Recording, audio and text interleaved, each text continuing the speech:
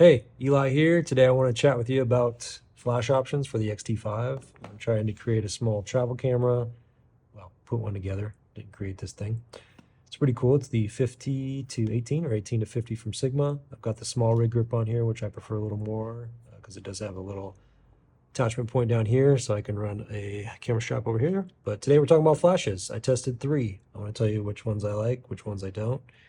I really don't like any of them because I use this one right here and it's amazing. But yeah, I want to find something small. So I tested out, first was the EFX8. It's a little pop-up flash. I don't even know if they make it anymore, but I was able to find one on Amazon for 40 bucks. I'm seeing them now for 69. I sent mine back because I didn't like it. It shot only in single mode or shutter, not continuous low or continuous high. And it took forever to recycle. And I just didn't know when it was going to take another photo because there's no indicator light. Yeah, just didn't work out for me. It also felt like it was going to break anytime I put it in my bag, but it was slick, kind of neat. So I went to these two options, which are pretty much close to the same size. The EF 20 will get a little more compact. It'll tow away or stow away right down there, tuck away, and it also shoot up. If you want a little more like ambient diffusion, or if you want a diffuser, you can pop the diffuser down. And then you've got the GODOX. So this one here was 120. I don't even know if they make this anymore either, but I paid 120 bucks on Amazon. I paid 59 for the GODOX Lux Junior. Real quick, this one can take up to 30 seconds to turn on. It's really weird. It depends on the battery level. They are AAAs. The Fuji are AAAs. And I'll turn it on right now to see what happens. You never know. It's still red. We'll see how long it takes. Going. We are still red. Yeah. And then I'll just wait that out and see what happens. Yeah, this is a little frustrating. And even on the camera, I just pressed the shutter just to see. There we go. Green. Okay. Finally turned on. All right. Then the quirk on this one is it turns on a lot faster on the Fuji. But I want you to hear this. I'm going to put it up by the mic. It's like this crazy high-pitched sound cycling up like a jet engine taking off. I don't know how loud that is, but it's just like subtly annoying for me. And then it continually does it as the flash is on. So every couple seconds, it'll cycle back up. And then between frames, it'll also do that. It's just a little weird quirk. If it didn't have that, this would be the winner by far, other than price. It's just weird.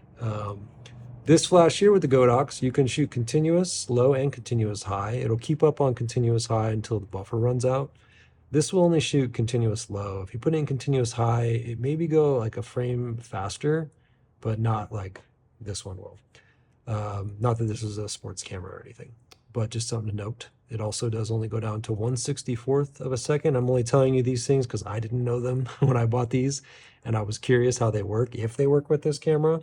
I did have to go in and to flash the flash mode in here and then move the back dial, I think it was, just to allow the flash to work because it comes default as off. So that was frustrating, but I did figure it out. I'll show you that in the end here. But yeah, and then what else? This flash can be adjusted down to -2 stops, and that's it. TTL. I couldn't find a manual option in the camera or anything. It only shows -1, so I guess if you put this on a different body, that's all you'd get. It's down to -1 EV. But yeah, anyway, let's pop these on here. I will just demonstrate really fast. This flash in particular is a little easier to take off. For some reason, this one struggles. It gets a little tight. But yeah, let's go with continuous low. I'm going to flash myself. If the flashes bother you, stop here, pause it. Okay, there, continuous low. We'll just let the buffer run out. Oh, it's already run out. So we got about 4 frames there. Give that a second, and then we're going to go into continuous high. And about 4 frames, but it will go faster. And then remember to turn this one off. This flash will turn off when you turn your camera off, which is pretty slick. So it's on right now. Put it on. It is making its little hissing sound. Okay, locks on pretty good. I don't really need to tighten this one with this dial because it stays. So unless you're going nuts, you don't need to do that.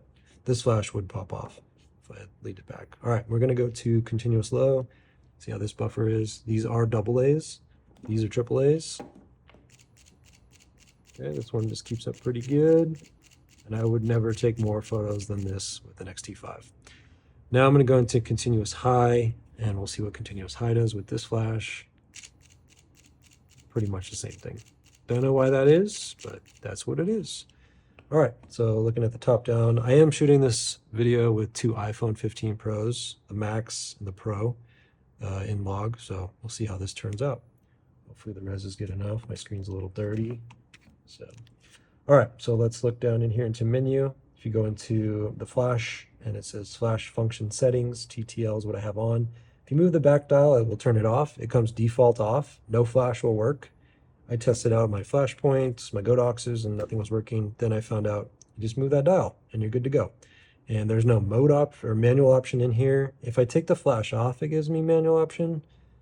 So that's kind of weird. I don't know, but yeah.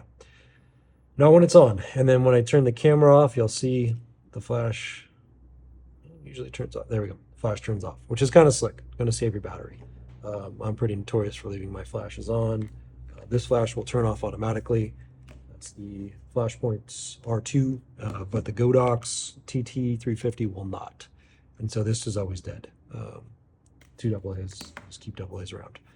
But yeah, hopefully this little quirky info is helpful. This flash does go up, it does diffuse. I think that this is the better option for, for just kind of from perks or just, flash options. But I'm probably like leaning more towards just a video light, like a small, just little pocketable video light. These are less intrusive, which is nice, but it's just hard for me to pick between these two. I don't care about price point on these because it's not very expensive, in my opinion, if it's going to work for you. But yeah, I did test them out on the GFX 102. Review coming on this at some point. I love this thing. It is incredible.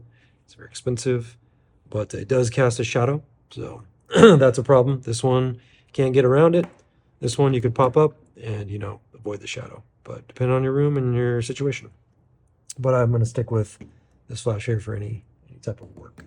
So yeah, hopefully that video is helpful. Just some little quirks. You can decide for yourself what the best option is for you. Get 120, half the price at 59, and then that little tiny flash, the EF X8, was kind of fun. I think if you were just going to take a couple photos and you just wanted the option to have in your bag, you didn't have kids running around, I think it's a great option. I did get a photo of a bunch of people at Halloween with it that turned out pretty good, but can't share that with you because there's a bunch of kids in it.